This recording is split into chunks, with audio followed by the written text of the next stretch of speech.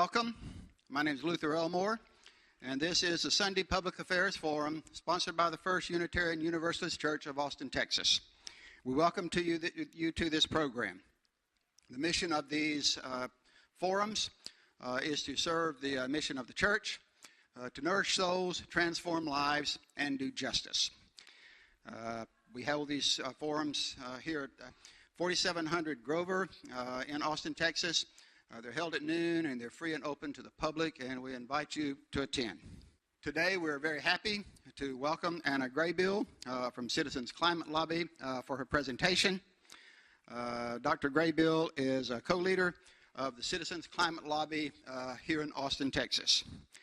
She originally is from Washington, D.C., and she has been involved here in Austin with the Citizens Climate Lobby since its formation 4 years ago. She has a PhD in psychology from the University of Texas, and she is in private practice. And she's also the mother of two brilliant daughters, according to all accounts, ages 8 and 12. We welcome her today with us and look forward to her presentation. Thank you.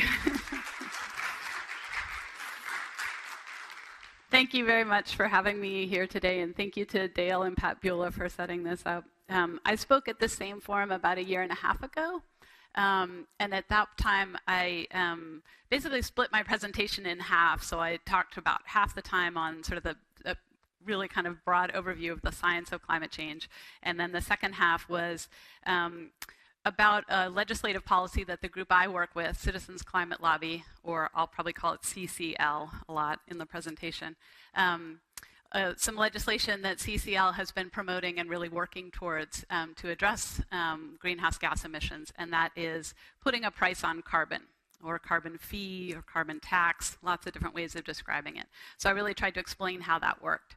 So today what I wanted to do was kind of do an update. So I'm going to really briefly talk about sort of the state of climate science, and then also give you another sort of overview of the CCL legislation for pricing carbon.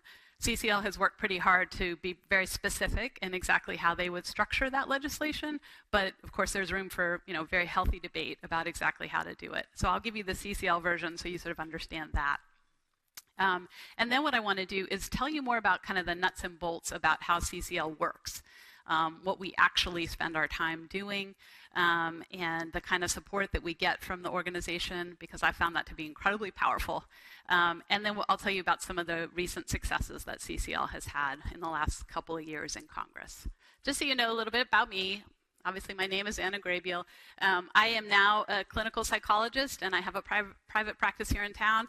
It's work that I absolutely love. I see individuals and couples, and also growing in recent years is a real passion for group therapy. I just think group is where it's at. Group is the coolest thing. And my office is just down the street on Medical Parkway. One of the things that's been really interesting to me is, how it's seeming more and more clear that climate change is not so much a scientific problem really anymore. I mean, the science is very well established, and most scientists agree on it. It's not even really a technological problem. We have some really very solid ideas about what we should do, and we even have the technology to do them. It's more and more becoming a human behavior problem, a group psychology problem. And one of the issues is really that people don't want to talk about it because it is scary and threatening. And so more and more my interest in group therapy is sort of beginning to blend more into this work as well. The work I do on climate change is completely volunteer-based, so that's not a part of my profession. But it is informed by having a degree in evolutionary biology from Berkeley. That was kind of my first career. I love the natural world, and I love organisms, particularly vertebrates. I worked on toads when I was studying evolutionary biology, and really loved the work I did then. It was only when I finally got my degree that I realized, well, I love this, but I don't know if I want to do it as my profession. So I had to undergo a career switch. Not necessarily something I'd recommend, but for me, it ended up getting me where I wanted to be. So I wanted to share a quote with you from the time that I was a graduate student at Berkeley. During the time that I was there, I was housed in a group called the Museum of Vertebrate Zoology, which was in a wing off of the Life Sciences building, which is one of the largest buildings on a campus anywhere. And they did a gigantic renovation where they gutted that entire Life Sciences building. So the Museum of Vertebrate Zoology wing, we had to get a new entrance that came in through the basement. And they put the microwave that all of us grad students used to heat our food up for lunch, they put it in the basement stairwell. And right there, as I was heating my lunch, I would often read this quote, which I now know was from a man named Baba Diome, who was a Senegalese forestry engineer. And he said this back in 1968. In the end, we will conserve only what we love will love only what we understand, and we will understand only what we are taught. At the time, I really felt like that was validation for the work that the scientific work that I was doing, the studying of the organisms that I was doing. But now I see it more as, I feel more the emotional side of that, right? We need to acknowledge what it is here that we love. Every one of us has something here that we love. If you talk to my 8-year-old daughter, it's probably going to be the cute little penguin with her. There she is. She's agreeing. There's my brilliant 8-year-old right there. Of course, I love toads. That bright orange guy down in the corner is one. Toads, probably many of you are familiar with, are the sort of brown warty creatures you see hopping around. Well, there are something like 400 or more species around the world, and some of them are strikingly different looking, and this is one from Costa Rica. And that was one of the interests I had in graduate school, is how do you get this incredible evolutionary diversity with so many species looking kind of similar and then others just looking strikingly different. If you ask my husband, it's probably going to be a vegetable garden, right? My 12-year-old's probably going to pick the puppy. That's what I'm guessing. My brother, a chicken coop. My Citizens Climate Lobby co-leader, Susan Adams, who's in the back there. I'm going to point out the different CCL members here. I bet she'd go for the chicken coop as well. I would have to pick my daughters, right? But there's something here that we all love and we care about. And I think really letting ourselves know that is so helpful to motivating us to take action. So I invite you all to kind of notice what is it here that you care about and love. Another piece that for me is kind of interesting. Like I said, it's hard to talk about climate change. It's not something that a lot of people are really excited to get into, over dinner or whatever.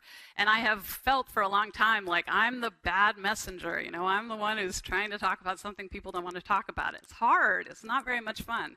But lately, I'm starting to feel like there's a shift. It's becoming, I guess the downside of it is it's becoming obvious enough there is something going on that we need to worry about. But more and more, I'm feeling like maybe I'm the messenger who says, hey, we know what to do about this. If we can just come together and motivate ourselves, there's actually real hope here. That's one of the things I'm hoping to do today, is kind of inspire you with my story and maybe inspire you to take action however that works for you. So, very, very briefly, the science of climate change. It's pretty simple. We know that burning fossil fuels emits carbon dioxide and other greenhouse gases. Simple chemical equation, right? Those greenhouse gases are called that because they're heat-trapping gases. It has been known for about 150 years that if we added more and more carbon dioxide to the atmosphere, we would increase the heat-trapping capacity of our atmosphere. And we have, in fact, been burning a great deal of fossil fuels, starting with the Industrial Revolution and then really picking up in the middle of the last century. This is the millions of metric tons of these fuels that we've burned. And, not surprisingly, the Earth's temperature reflects that. What you see on this graph, they basically took the years 1961 to 1990 and took the average in those years and set that as the zero. So right in that middle of the graph, that is centered sort of around zero because that's how they set it. And then they compared all the other temperatures in recorded history to that baseline. So before the middle of last century, you see the temperatures in general being lower. And now what you're seeing since then is a pretty inexorable trend up. And that's just recorded temperatures. As Obama said in a recent interview with some journalists from the New York Times, the trends are pretty terrifying. This is a graph of the 10 hottest years, not including 2016, right, because we're not done with that year yet. And you see all 10 of them have occurred since 1998. And you're even beginning to see sort of almost begins to look kind of like a stair step starting to happen, where here's 2012 there, 2013 here, 2014, 2015, and 2015 a good jump up from 2014. And then, even scarier, we get the projections for 2016, well, and the measured temperatures we've seen so far. And 2016 is, I think there's something like a 99.9% chance it's going to be hotter than 2015, and probably by a good bit. And just to point out, several of the months hit the 1.5 degrees Celsius target that the Paris Agreement recently was, well, they, I guess, agreed on 2 degrees Celsius as the temperature by which they try to keep the planet from warming, but some countries are aiming for 1.5, and early in 2016 we already hit that. This is probably partly or largely because of the really strong El Nino that we had in 2016, and that is starting to wane, so that, I guess, could be good news for global temperatures. The sort of the rub for us here in Central Texas, I'm sure many of you know that an El Nino often brings a lot of rain to us, very, very badly needed rain. And we've had a lot of that, which is great, but I'm scared, and I hope other people are too, that as we leave an El Nino pattern, we all really realize we need to conserve that water that we've stored up over this last year, because who knows how long our next drought will be. That's sort of it on what I'm going to say about climate science. I will say that there has been research showing that if you don't know anything else, what it tends to be very convincing to people is to let them know that 97% of climate scientists agree that human-caused climate change is happening. And this is just a graphic representation of what a tree with 100 leaves looks like. If 97 of them are green and only 3 are red, it looks like a green tree. So really the overwhelming majority of scientists agree that climate change is happening. The science is not in doubt, in fact. Turns out we know how to solve the problem. If we want less of these greenhouse gas emissions, what we need to do is simply make them more expensive. That is a pretty simple economic principle, and it works. If you think of the example of tobacco, you know, when they began realizing how dangerous tobacco was, they made cigarettes more expensive, and consumption went down. But how do we do that? So here's the part where I'm going to review the CCL specific policy. And again, it's sort of an example to understand the idea. There's some tweaks that could certainly happen. Our policy is called Carbon Fee and Dividend. That title has 2 legs, right? The carbon fee part and then the dividend part. There's also an important third leg, which is the border adjustment. So let me explain those 3 legs. The first one, place a fee on fossil fuels at the source. So what that means is whatever company is pulling the fuel out of the ground, if that's an oil company or a coal company, that company would pay a fee to the government based on the amount of CO2 that would be released in the atmosphere when that fuel is burned. And CCL specifically says we think that in the first year of the policy, the fee should be $15 per metric ton of CO2. Okay? And then, very important piece, we want to increase that fee on a yearly basis by $10 a ton every year. So the first year would be 15, the next year 25, the next year 35, et cetera. And the idea there is we don't want to shock the economy with this, you know, a giant, huge initial fee. We want to keep it kind of small at the beginning, but we want businesses to know what's coming, because all businesses and, you know, individuals, we need to be able to plan the future, right? So we want to know, you know, have it be a very predictable increase that will be in the policy. So all that money will go to the government. It's a huge amount of money. Just don't be, you know, fooled. Of course, all those energy companies are going to raise prices on their fossil fuel, obviously, and that will ripple through the whole system. Well, most anything you spend $1 on or spend any money on has some sort of carbon footprint, right? So everything will get to some degree more expensive, except for very low carbon footprint items, which actually is good, right? We want high carbon footprint to cost more. The second part, the dividend. CCL feels really strongly that all of the revenue brought in by the government should be redistributed on a per capita basis to American households. So it doesn't matter what your carbon footprint is, it doesn't matter what your income level is, you get the same amount of dividend back.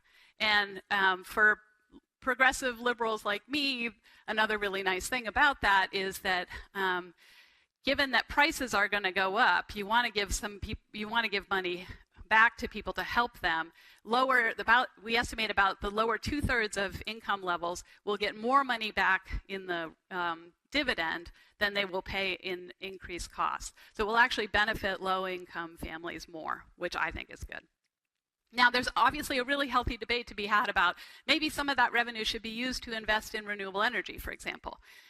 Plenty of people might argue for that. I might even be one of them. But a couple of reasons that CCL feels it's important to give the revenue back. One is we really know that we need everybody on board. So we need bipartisan support for this legislation. And you probably know there are a lot of people on the right end of things who don't want to grow government. So this is a way to not grow government at all. If the government doesn't keep the revenue, the government isn't growing. And also the stimulative effect that it has on the economy as a whole for all this money to be going back into people's pockets. And I'll show you a little bit of data that we have about that. It's a very strong stimulus effect, so that's good. Finally, the border adjustment piece, that's really important so that we don't have our companies, for example, producing goods offshore and not having to pay this fee and then being able to bring them back in. There has to be a border adjustment that keeps things even. So that's a piece of the policy. So who supports it? You'll find people that you wouldn't be surprised by. This is James Hansen, who is a scientist from NASA, who's recently retired, and is one of the people who first started really talking about global warming. He testified in the 1980s to Congress. He's on the CCL advisory board.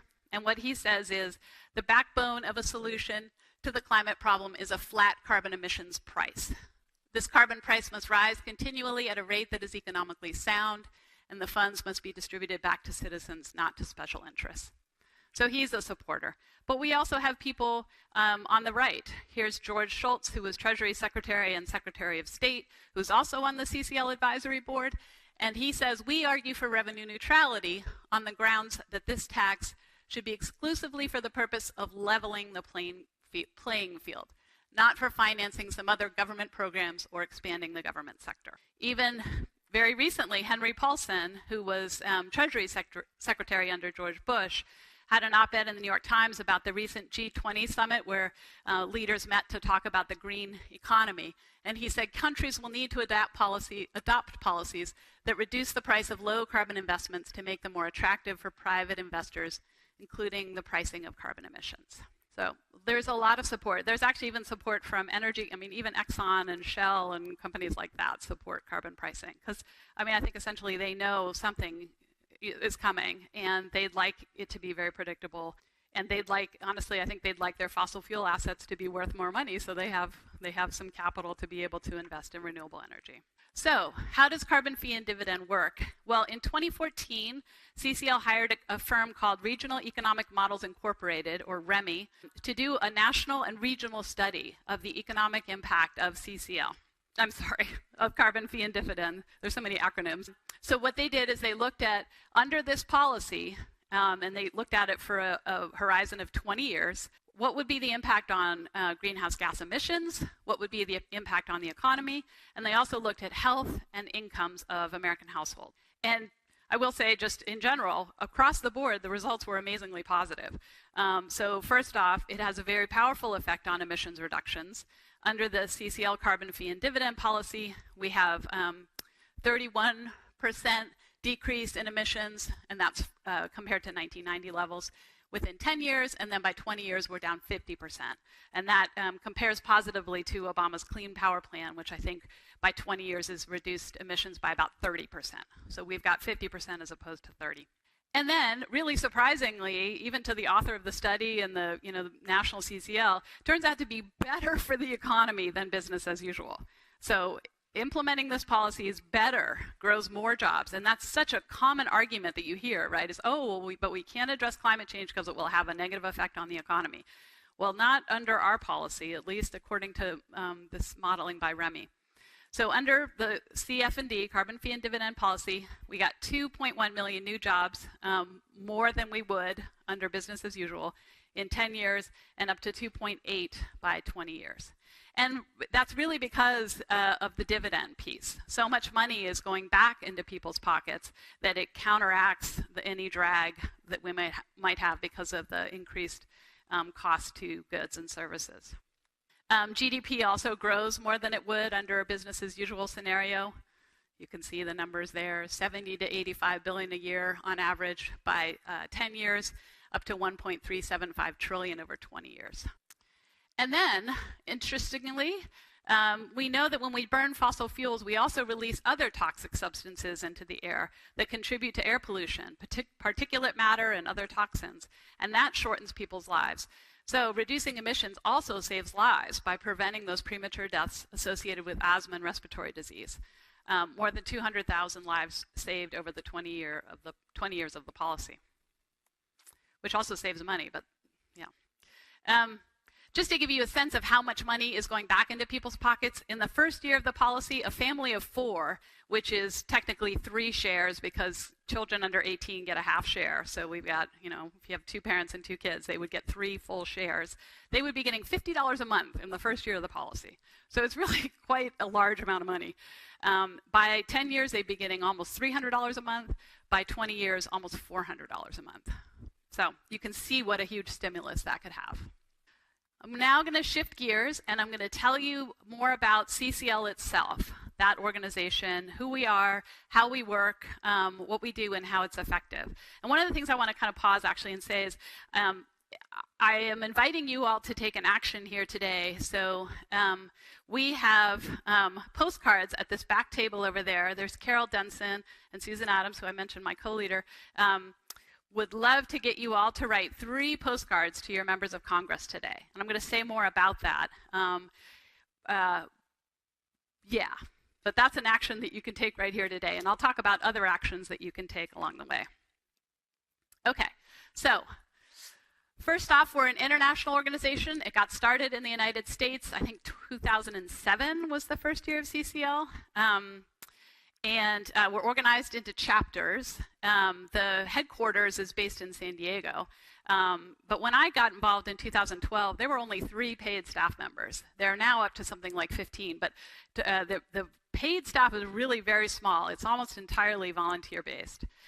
We also have a number of, we're up to about 300 chapters in the US now. Actually, probably more than that. We grow faster than I can keep up with. A number of chapters in Canada. Canada's been a strong presence for a while. And then there's one staff member who's really dedicated to spreading CCL internationally. So we have chapters in Australia, India, Germany, Sweden, Panama. Recently, about 10 new chapters starting in Africa. So we're really trying to grow all over.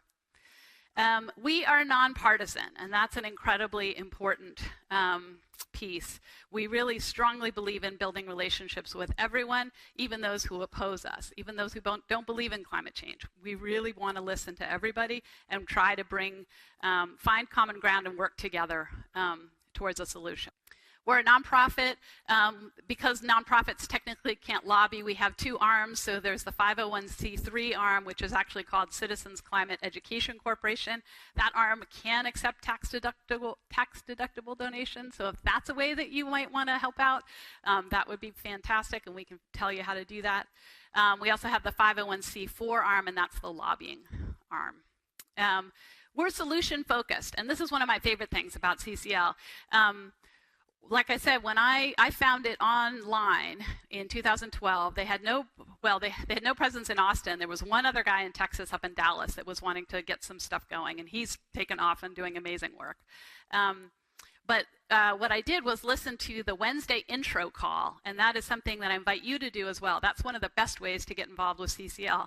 And yeah, Carol and Susan have flyers for that back there. It's basically a phone number that you call, you dial into a kind of like a conference call. And at the time, the executive director of CCL was leading those. I don't know if he still is, maybe not generally, I don't know.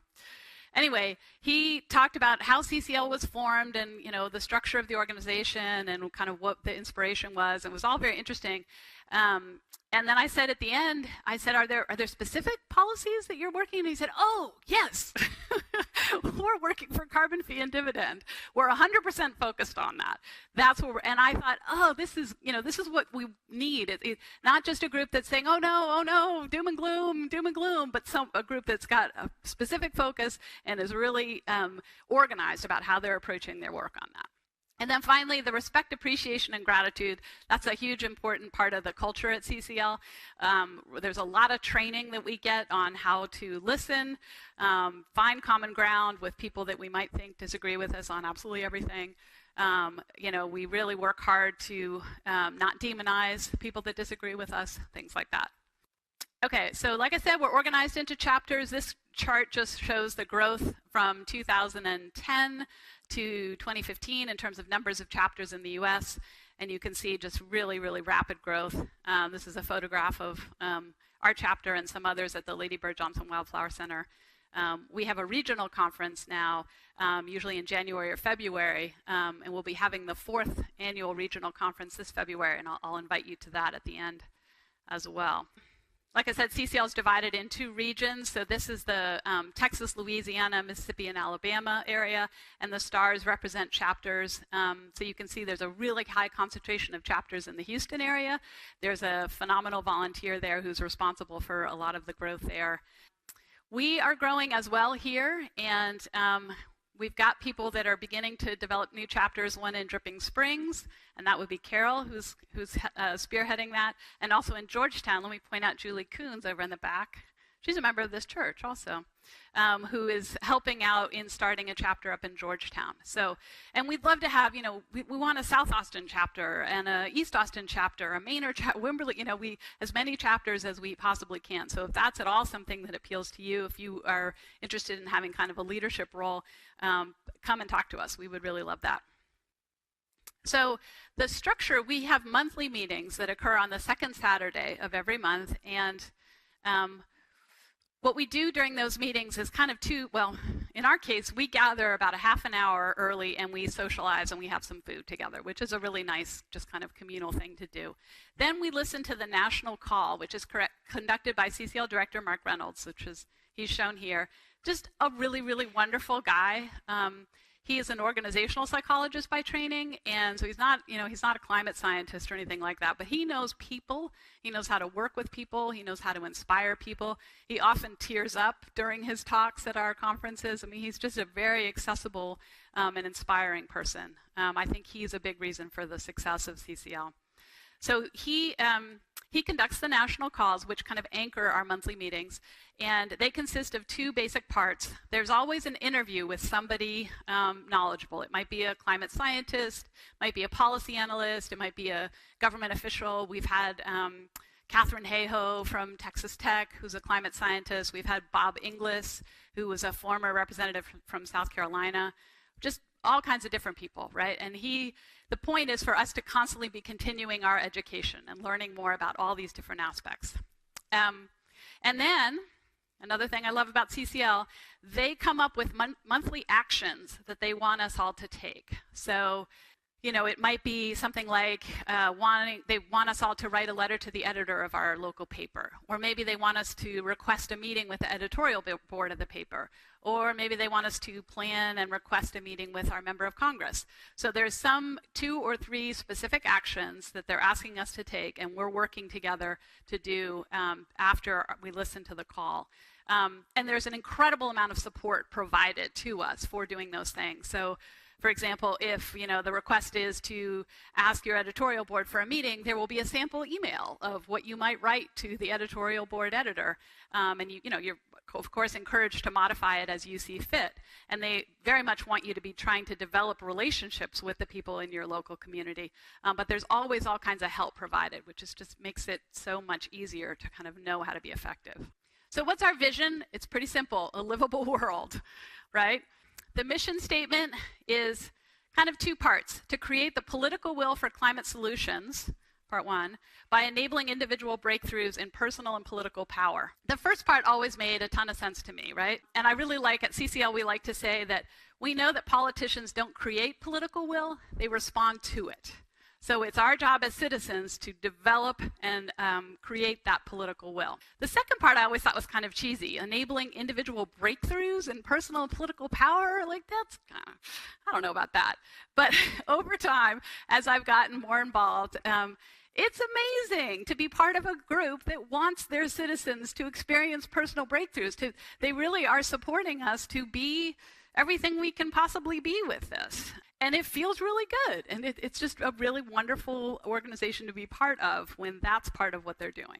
Okay, here's our founder, Marshall Saunders. He started a group a while ago called Results, which is focused on ending poverty. And he had this vision that basically people could be effective, but they needed training and they needed support. So he says ordinary people like you and me have to organize, educate ourselves, give up our hopelessness and powerlessness, and gain the skills to be effective with our government.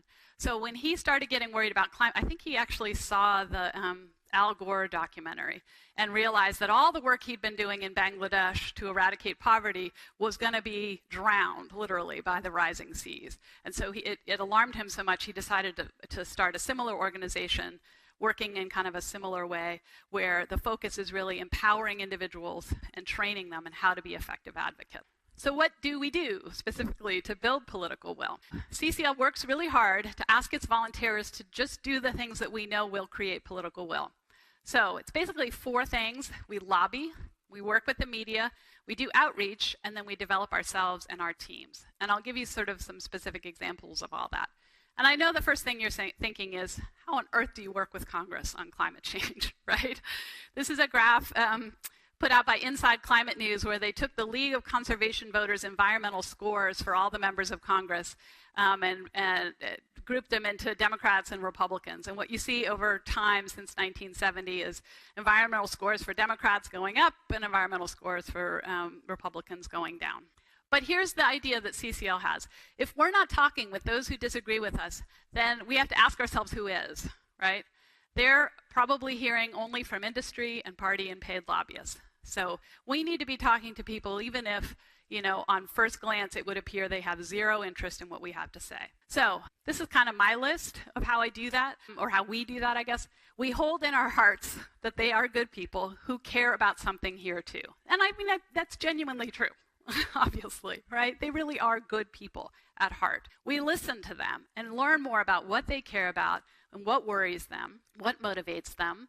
We act respectfully so that we can be seen as a resource for them, and we address their concerns in terms that matter to them based on our listening and our understanding of them. We basically look for common ground. Also, of course, we remind ourselves that we're in it for the long haul, and if we've been earning their respect over the years, we will be people that they can turn to when it gets to a point political will has, you know, sort of crescendoed enough that they know they need to do something. So we meet with our members of Congress. This is a photo of some of us, that's my sleeve way over there in the corner, standing with Lloyd Doggett, who may be familiar to many of you. He used to represent all of Austin. Now there's been a lot of gerrymandering, so he only has a tiny sliver in Austin, and most of his district goes down to San Antonio. But we were meeting him at the base of the Capitol steps a couple years ago. We go to DC every year in June for a 3-day conference called the Ccl International Conference. The first 2 days of that, we just meet amongst ourselves and we hear from, you know, again, lots of experts across the whole field. We also have a lot of breakout sessions where we learn from each other what strategies have been effective. We support each other in the work that we're doing. There's really nothing more exciting than being in a room full of people who are all dedicated in this same way. And then on the 3rd day, we all go to Capitol Hill to meet with members of Congress. And as you probably know, there are 100 Senate offices and 435 House offices. Over the months leading up to this lobby day, we have all been working really hard to secure meetings with as many of those offices as we can. In the last 2 years, I think we've met with more than so it's a total of 535. We've met with more than 500 offices on each of the last 2 years. And again, we listen to what their concerns are. We try and have an ongoing conversation. So in subsequent meetings, we're bringing back material that addresses their concerns and sort of furthers the conversation. Okay, there's also something called the Ccl Liaison Program. This is a photo of us. That's me right there. We're meeting, the guy in the middle is Brandon Batch, who is an aide to Michael McCall. This church might be in McCall's district, I'm not sure. It is? Okay. Yeah, he's my representative. He may be for several of you others. So this is a view of his office. First time I ever got to actually see the inside of it.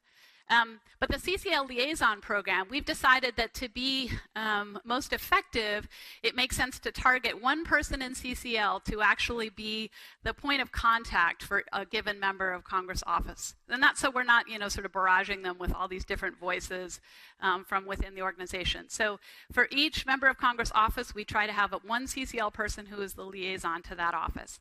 And again, this culture of respect and gratitude. In all of your activities with members of Congress and their staff, CCL has one rule. Always treat members of Congress and their staff with admiration, respect, and gratitude. This is a major part of what it means to be a CCL liaison. So what the liaison does is they try to build a personal relationship with a member of Congress office. They maintain regular contact with them. We have a monthly newsletter that gets produced just specifically to send to our members of Congress to update them on what we're doing. We're a source of information, ideally, for them, and provide updates to them about what's going on within our group and then also maybe within climate policy in general. The latest numbers I have is out of the 36 Texas districts, we have a liaison currently for 23 of them. So that's another volunteer opportunity. If any of you are interested, we need more liaisons. Of course, the districts we're lacking are kind of far from here. They're more sort of West Texas, South Texas. Ideally, we do like to have a constituent be the liaison because they are responsible for listening to constituent concerns specifically. But if you know somebody in a district like that, we would love to hook you up and get you to help us out in that way. Also, I should say I think it's every other week, there's a support phone call for liaisons to call in and get your questions addressed, get support and help with being the liaison. That is just one of about a bazillion different support phone calls that CCL provides. So again, I can't emphasize enough how much help they give us in doing what we're doing. One of the other ways we communicate to our members of Congress, and this is coming back to the action I mentioned earlier, is we try to get citizens to write letters and postcards on the issue of climate change. We have found that it is incredibly useful for their office to hear from their constituents about what their concerns are. So again, if that's something you could do today, we would really be delighted. What we can do is have you write 3 postcards, all of which can have the same message on them, but they'll go to each of the 3 different offices. So each of us have 2 senators that represent us. In Texas, of course, it's John Cornyn and Ted Cruz. If you're from another state, there would be 2 others. And then we each have 1 member of the House. So you can write the same message 3 different times. Be sure to put your name and address on the front part of it. And then we have yet another CCL program is the Envoy program. So we actually have some CCL volunteers based in DC, and we tally up all these postcards, we organize them by office, and then we send a big packet to the envoys in DC. They then take them and deliver them by hand to the congressional offices, which is nice because they get there quicker. You don't have to go through the big, I think it's like a 6-week mail sorting process or something to get a letter actually landing in your member of Congress's office. And also it just makes a strong impact to have an actual person show up with a stack of postcards. So we'd be really grateful to have you guys help us out with generating postcards.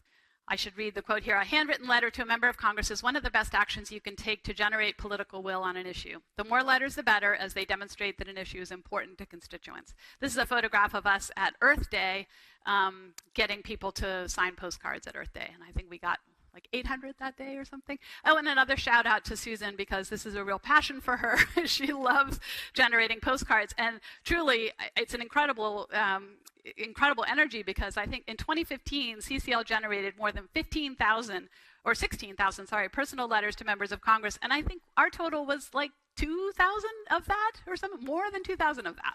Yeah, and that's Susan. So we love to keep our numbers up there. Another sort of project that CCL has going on, which is trying to help us be effective with our members of Congress, is called the Ccl Endorsement Project. So a lot of times it's not the message, right? It's the messenger that really kind of influences people. And so we realized that what would be very helpful is for us to maintain a database of everyone who supports our policy or pricing carbon in some way, so that we can then, whenever we go to meet with our members of Congress, we can pull up who are the people that have endorsed it from that district or maybe from that state. And if we can tell them, look, all these business leaders want some sort of price on carbon, that's maybe going to move them more than just us saying it, right? So we have some, we're tracking who's endorsed it. Nationally, there's some big names like the New York Times and the Washington Post, which have both written multiple times on editorials on the wisdom of pricing carbon. Exxon and a number of big oil companies and energy companies have endorsed it. And again, we're keeping a database of all of that, so we are tracking that. In Texas, the Dallas Morning News and Houston Chronicle have both editorialized on the need for carbon pricing. And then we have a number of people within Austin who we've gotten endorsements from, and that is a huge shout out to Dale and Pat Beulah for that. Done a lot of work to generate those endorsements.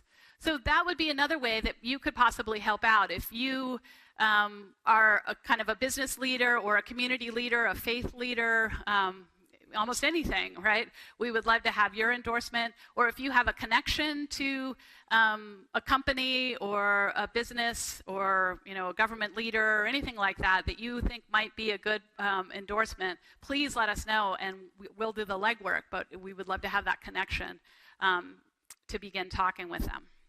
Here are just some different ideas I had of kinds of people that we'd love to have as endorsers. So from business, renewable and other energy companies, chambers of commerce, mayors, governors, city council members, county judges and commissioners, newspapers, on and on and on. Again, trying to kind of create that groundswell to build that political will. Another thing that we do is try to get into the media as much as possible. Our group has had quite good success with writing letters to the editor, to the Statesman. It seems like they publish quite a number of the letters that we send them, so there's kind of an ongoing conversation now going on there, and many of that comes from us. We've also published some op-eds in the Statesman. Of course, this is happening nationally, and other chapters are doing the same thing in their local areas. You can see the growth in this graph here over time of media pieces that CCL has generated. We do hear from congressional staffers in DC that someone in each district or someone in each member of Congress office is actually looking at the papers from the district and seeing what people are talking about. So this really is an effective way to let them know that there is constituent concern for action. Recently, we were really excited. This is a photo of Peter Bren, who's a CCL volunteer from Houston. He got started a few years back. He had been working at Exxon as a shipbuilder. He's an engineer, and began to get so involved in CCL that just recently he actually quit his job to focus full-time volunteering for CCL. And he had this amazing front page story in the Houston Chronicle called "Why Texas Holds the Key to Carbon Taxes. Former oil and gas engineers bring a message tailor-made for the right." He's the one that's created all those chapters in Houston. Phenomenal.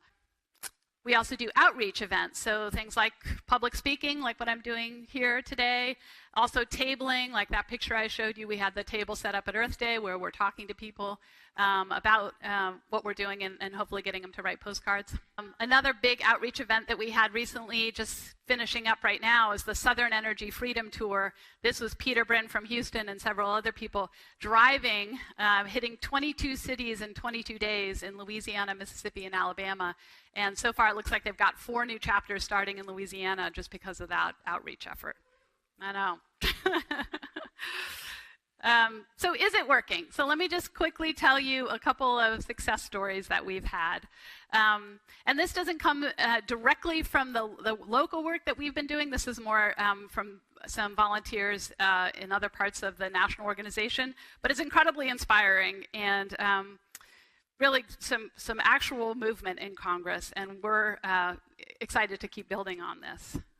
Okay, so here's a picture of sunny day flooding in Miami, Florida. So you all are maybe aware that because sea level is rising, Florida is starting to see flooding in their streets, even on days where it's not raining and there's no hurricane.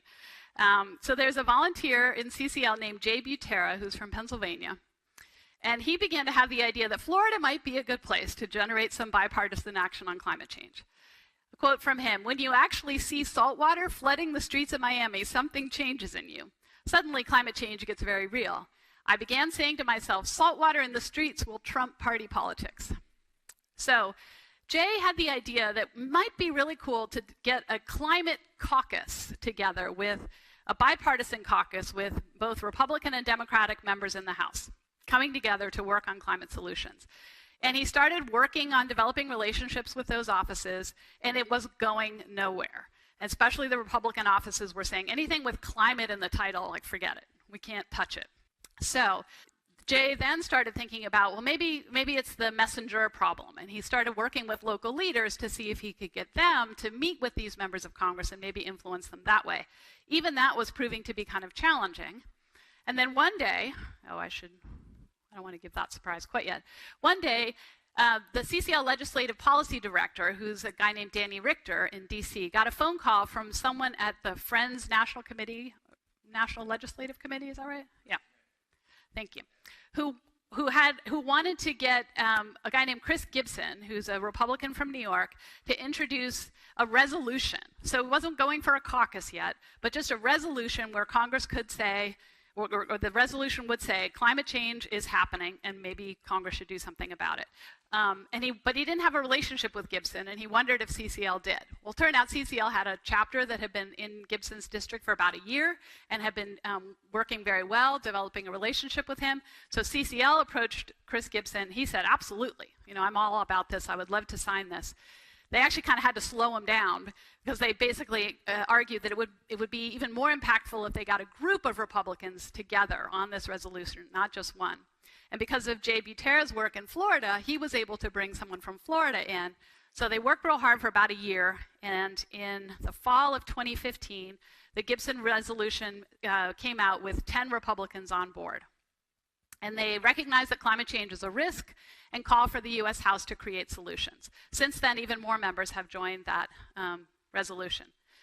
The Florida rep, Carlos Curbelo, who joined, then took a trip with President Obama to the Everglades to see what was the impact climate change was having there. And there was a Ccl member in his district who was an elementary school teacher. She told her students what he was doing, and they decided to write him thank yous. So they got 200 thank you notes from these elementary schoolers. Curbelo was so pleased by that, he came to the school himself in order to have them actually read their letters to him. I always sort of tear up when I think about this. It was really moving. And then wrote them all thank you notes. There was some staffer came and delivered a box of thank you notes back to these students. And that began to generate enough momentum for a climate caucus to actually begin developing. And so Jay was able to bring in a Democrat, Ted Deutsch, who's also from Florida. He and Carlos Curbelo created the Bipartisan Climate Solutions Caucus. They're growing this caucus in kind of Noah's Ark fashion, so it's 2 by 2. You can only join if you bring a member of the opposite party with you. So they join in pairs, a Democrat and a Republican. They're very, very focused on keeping this bipartisan. The first meeting happened this past spring, and they had a speaker from Statoil, a Norwegian gas and oil company, who talked about why they like carbon pricing, because of the predictability, the fairness, and simplicity of it. Jay Buter said at the end, it felt like something shifted in Washington that day. Everyone was amazed by how cordial everyone was with each other and how open and honest everyone was about where we should go. It exceeded my wildest expectations. And then, not from our country, but from our neighbor to the north, many of you may know, a new prime minister was elected about a year ago, and just this month announced that Canada will be establishing a nationwide revenue-neutral, steadily rising price on carbon, and that is highly due to the work that CCL has been doing up there. 2 days after Trudeau was elected a year ago, a Canadian senator sent a note to the CCL Canada's national director saying, "You've done so much groundwork that can now start to really pay off. I feel that the prospects for climate action are exceptional." So that's a good way of understanding what we're trying to do, is just laying the groundwork that eventually, hopefully, can pay off. Okay, so I'm coming to a close here. What can you do? Exercise your personal power. Try to talk with people. I know it's hard. I know it's scary, but try to do it. Reduce your own carbon footprint, of course. That's a great thing to do. Although really, if we really are going to totally tackle this problem, we need more system-level change. Exercise your political power. Meet, write, or call your member of Congress. And of course, we're providing a way for you to do that easily today. Encourage other people to do the same. Join CCL. You can join in Austin, or if you want to help us start these new chapters we have going in Dripping Springs or Georgetown, or even beyond that, we would love that. Please talk to us after. Bring endorsements, sign up for the CCL newsletter and blog, and listen to CCL webinars. It's just a crazy wealth of information on the CCL website, which is citizensclimatelobby.org.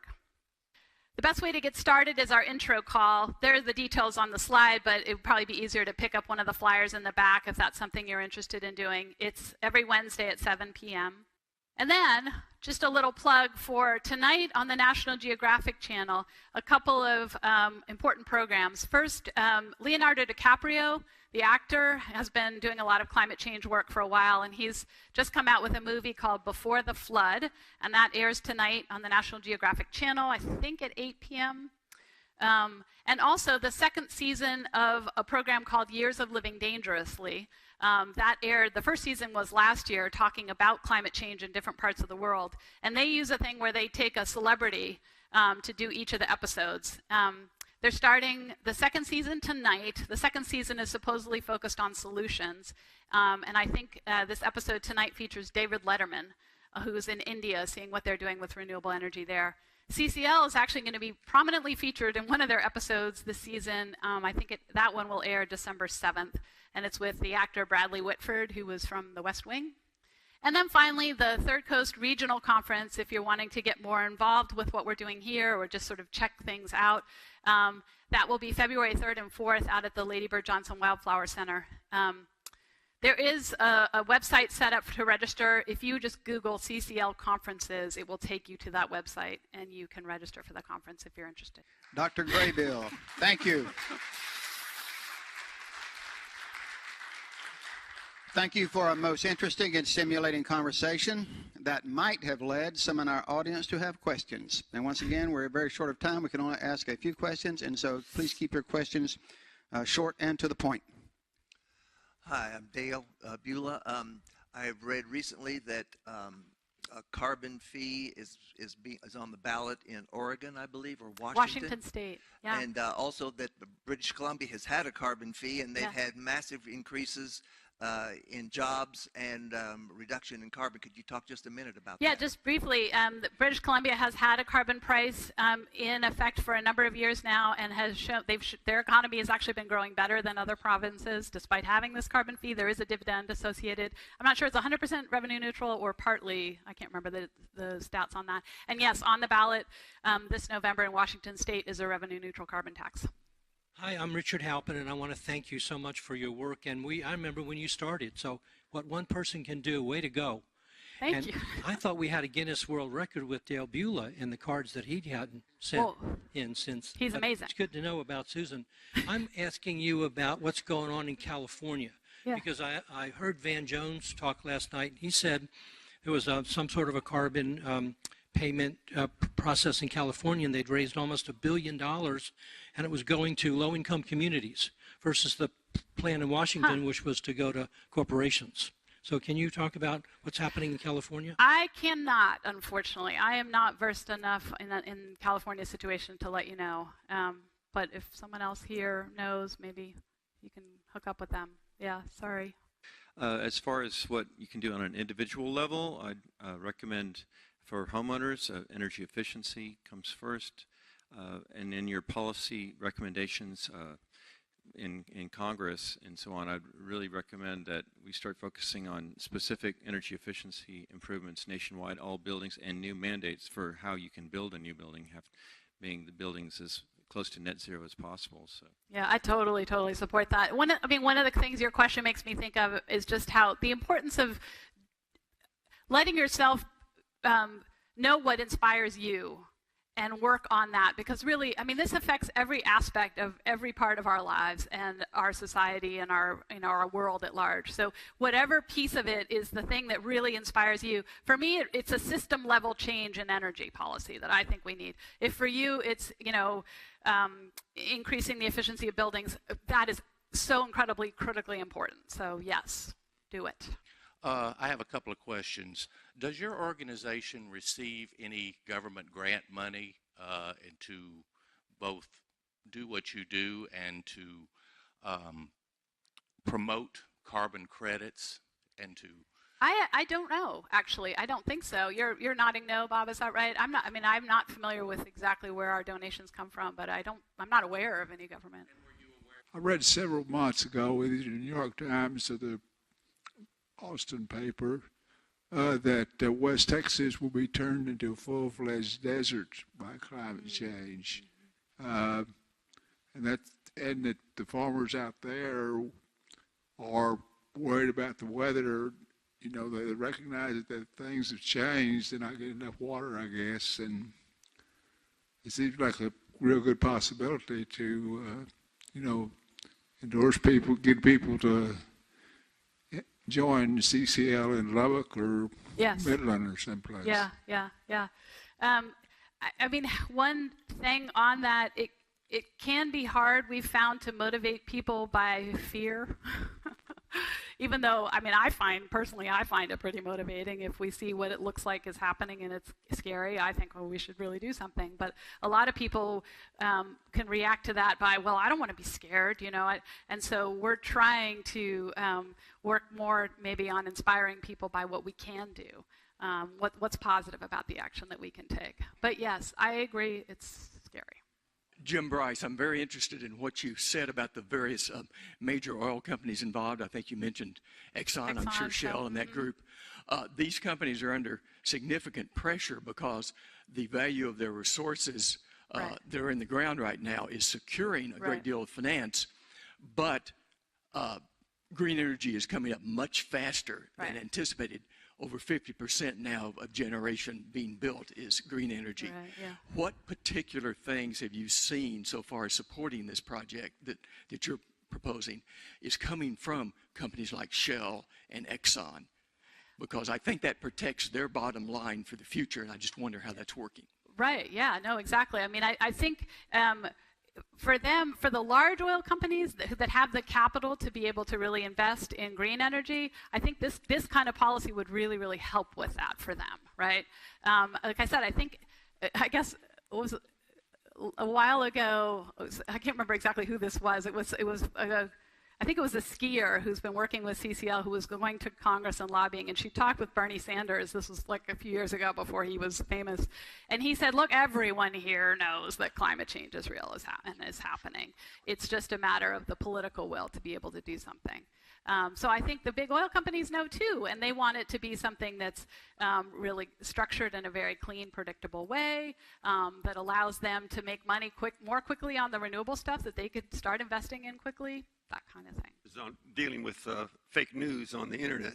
Yeah. Your picture of the green tree with one red leaf, if you take a look at the internet and you go on, you search under climate change or something like that, it'll be a red tree with a lot of green leaves, a few green leaves. I know, yeah.